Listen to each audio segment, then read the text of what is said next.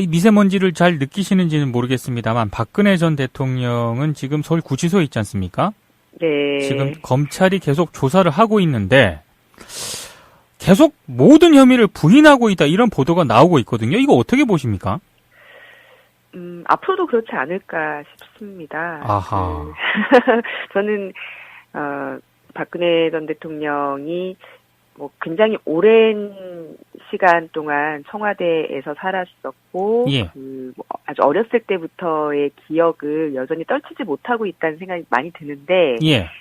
뭐 아까도 말씀해 주셨던 한국일보에서 안종범 전 수첩을 입수했다고 해서 많은 사람들이 좀 충격 속에서 수첩 내용들을 봤는데, 예. 그 내용들을 보면 뭐 아까 뭐 회장님으로 사실상 뭐 그렇죠. 분리됐던 거 아니냐 이런 표현들도 나와 있고, 미디어 오늘에서는 민원 처리 반장이었다 이런 얘기들도 나와 있는데, 예. 사실 그게 본인이 정말 양심의 가책을 느꼈을까 이런 일을 하면서 굉장히 뭐 때론 자괴감도 느끼고 내가 이렇게 해도 될까 이런 생각 갈등 속에서 예. 그렇게 회장처럼 민원 처리 반장처럼 그렇게 청와대에서 살았을까라는 생각이 들었는데, 제 생각에는 박근혜 씨는 여전히 유신 시대를 살아가고 있는 사람으로서 본인이 여왕 내지는 뭐 공주 이렇게 생각을 하면 예. 그게 별로 잘못됐다는 생각을 하지 않고 마땅하게 자신에게 주어진 권력이라고 생각했을 가능성이 크지 않을까라는 생각을 했었고요. 예. 그게 또 본인이 아버지 시대에 보고 배웠던 것에 굉장히 큰 영향을 받았을 것이기 때문에 예. 여전히 잘못한 것이 없는데 나를 왜 이렇게 몰아세우나, 바깥에서는 나를 구원해 줄 수 있는 사람들은 열심히 활동하고 있는가, 예. 이렇게 생각하고 있지 않을까 싶었습니다. 그래서 애초부터 예. 박근혜는 유신의 여왕, 퍼스트 레이디로서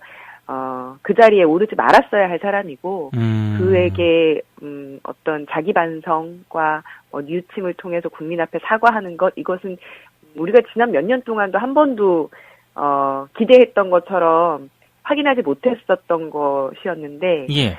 감옥 안에서 몇 주 있었다고 해서 이 태도가 달라지진 않았을 것 같아요. 그러니까 이렇게 해석을 하면 될까요? 내가 대통령이 됐으니까 대통령 자리에서 뭐 이렇게 할 수 있는 거 아니냐? 그렇죠. 네. 박정희 시대는 그랬지 않습니까? 박정희 시대 때는 그랬죠. 네. 네, 사람을 죽이거나, 기업을 빼앗거나, 이런 것들이 너무나 당연시되었던 시대를 살았는데, 예. 실제로 박근혜가 청와대 들어간 이후로 행해졌던 많은 일들, 특히 김기춘이라고 하는 사람을 위시로 해서 수행했던 일들, 예. 우리가 업무 수첩 같은 것을 통해서 확인한 일들이 지금 그것의 재판이었다는 것을 속속들이 보고 있는 거거든요. 우리 상상 밖의 일들도 굉장히 많을 것 같습니다. 민주공화국이라든가 민주주의에 관련된 책을 좀 구치소로 보내야 되지 않을까. 예. 그럴까요? 알겠습니다. 근데 네. 방금 한국일보 보도 얘기도 하셨지만, 네. 사실 수첩을 보면은요, 박근혜 씨도 문제지만 조선일보 송희영 전 주필을 비롯해서 친박 의원들까지 아주 많은 이른바 고위급 인사들이 민원을 넣었다는 그런 내용도 있거든요. 빼곡하게 적혀 있었다고 하는데, 이 사람들도 진짜 문제 아닙니까? 그러니까요.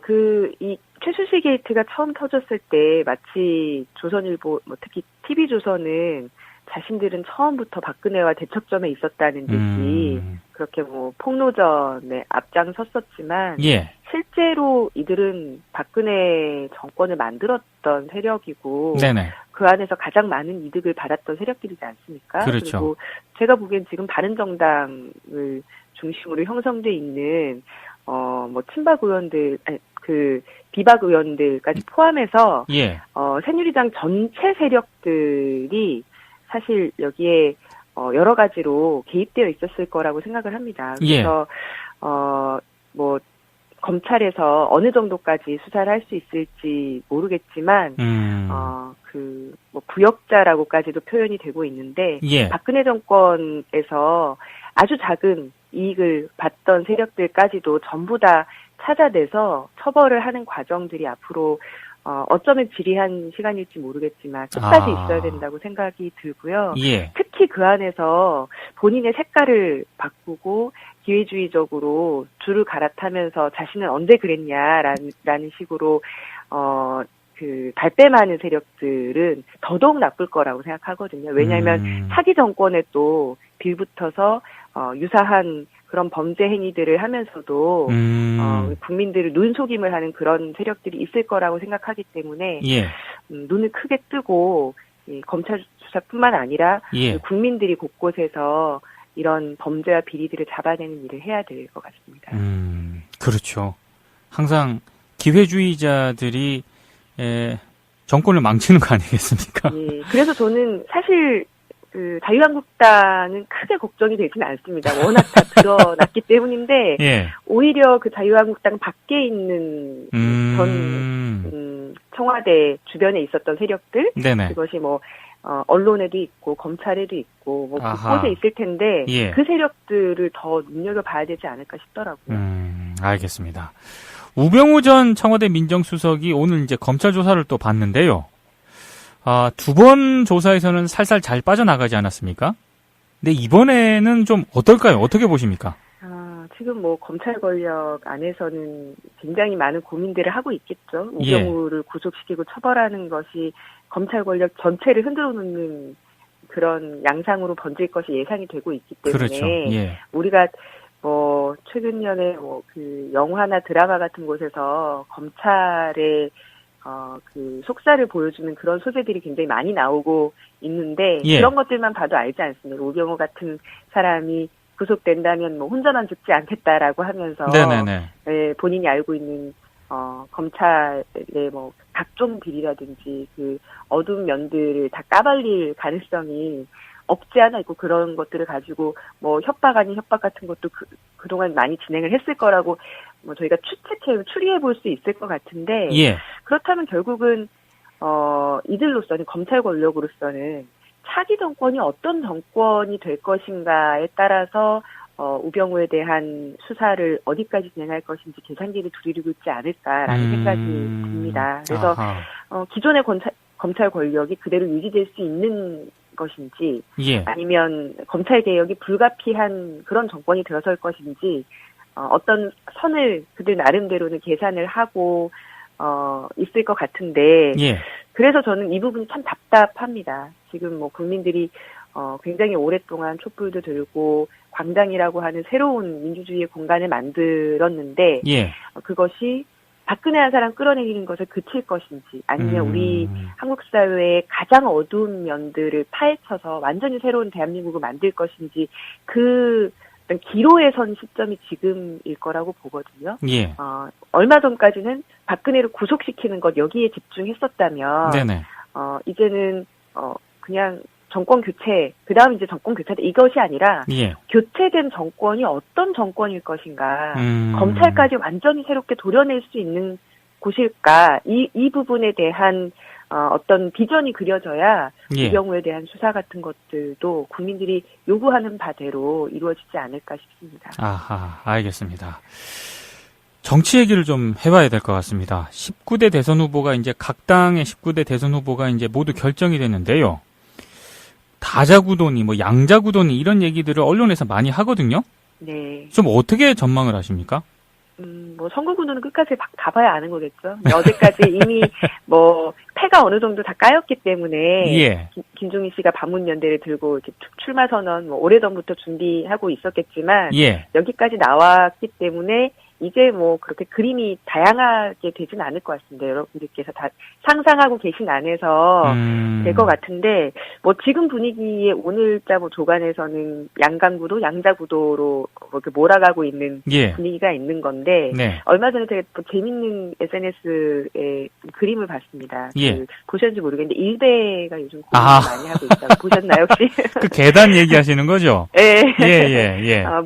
문재인이 되면 안 되기 때문에 안철수를 찍어야 되는데 안철수를 찍으면 본인들이 굉장히 뭐 혐오하는 호남 세력에게 지지하는 셈이 되고 그렇다고 홍준표를 찍으려고 했더니 그럼 문재인이 될 것 같고 이런 이제 그림이 딜레마가 이렇게 나와 있는데 이게 문안 양자구도로 전망을 한 테두리 안에서 이렇게 생각이 되고 있는 생각이 되고 있는 걸 텐데요. 예. 실제로도 제가 쭉 보면 촛불을 응원했던, 이제 박근혜가 정말 더는 안 되겠다라고 생각했던 50대 이상의 많은 분들이 안철수 후보를 지지하셨던 건 지난 연말부터 좀 양상으로 드러났었다고 생각이 됩니다. 예. 이러다 보니까 문재인 후보 입장에서는 보수층을 자꾸 의식하게 되고 안철수 후보에게 향해 가는 50대 이상의 성향들을 어떻게 해서든 잡으려고 생각을 할 수밖에 없고 예. 반면에 안철수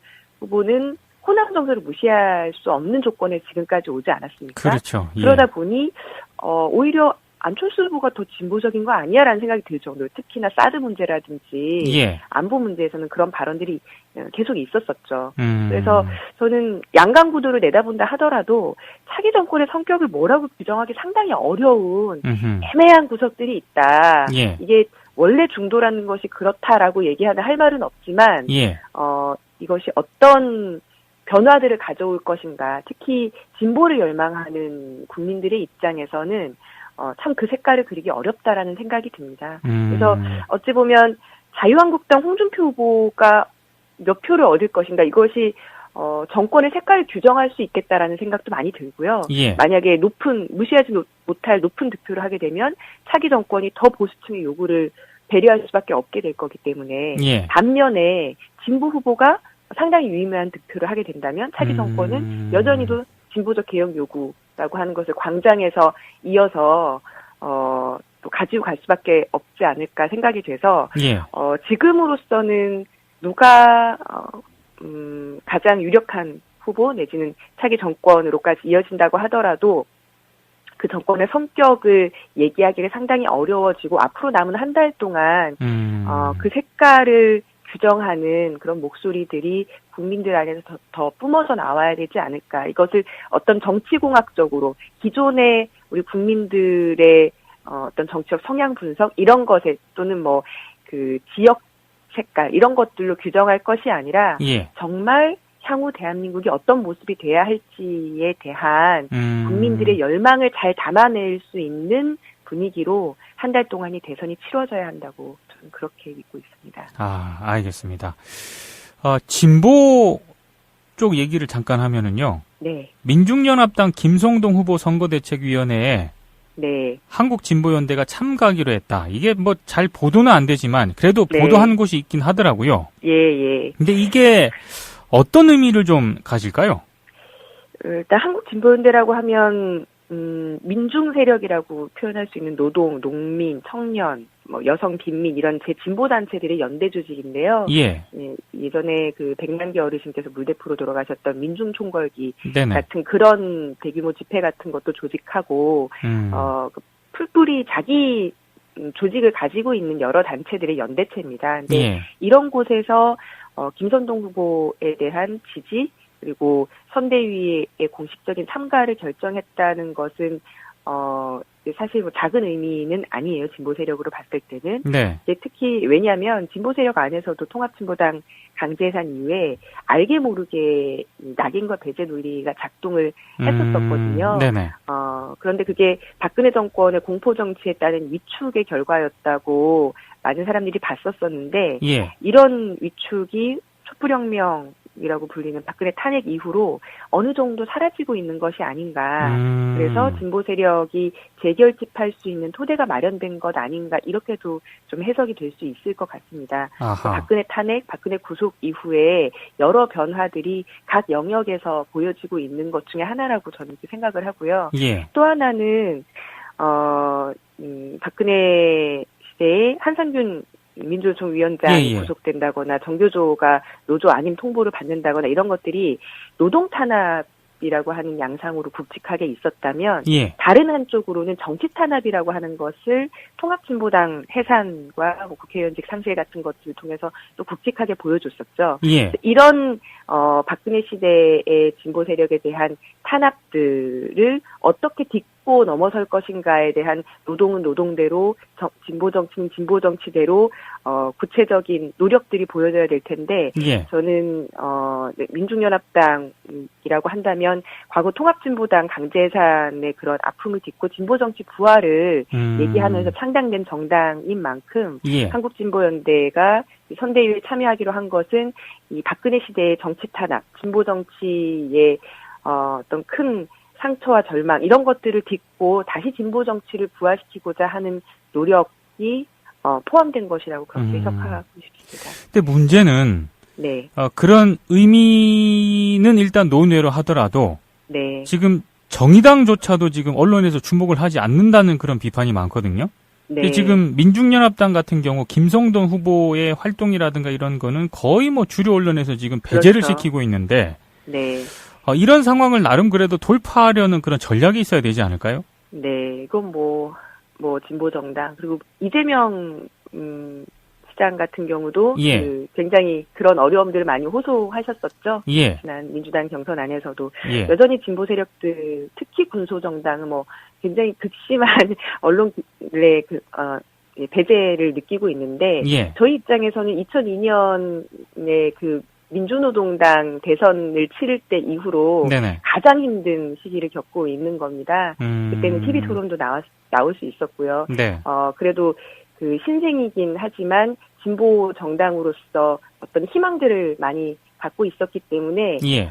많은 돌파가 가능했었는데 지금으로서는 사실 SNS라든지 뭐 팟캐스트라든지 네. 이렇게 많은 분들께서 미디어를 핸드폰 같은 것들로 접하실 수 있는 그런 공간을 활용할 수밖에 없는 거고요. 근본적으로는 선거제도 자체가 변화하지 않으면 예. 이 공간에서 진보적 담론을 얘기하는 것이 굉장히 힘들구나라는 것을 다시 한번 뼈아프게 느끼고 있는 상황입니다. 그런 부분에 대해서도 이제 개정 좀 필요성을 좀 정의당을 중심으로는 많이 얘기를 하시던데 그래도 여전히 많이 부족하죠. 그런 그렇죠. 담론들이 형성되기가. 아하. 그래서 민동기 뉴스바를 포함해서 팟캐스트에서도 그런 진보 후보들에 대한 주목을 많이 해주셔야 합니다. 알겠습니다. 예, 오늘 여기까지 듣겠습니다. 네, 고맙습니다. 김재현 전 통합진보당 의원이었습니다.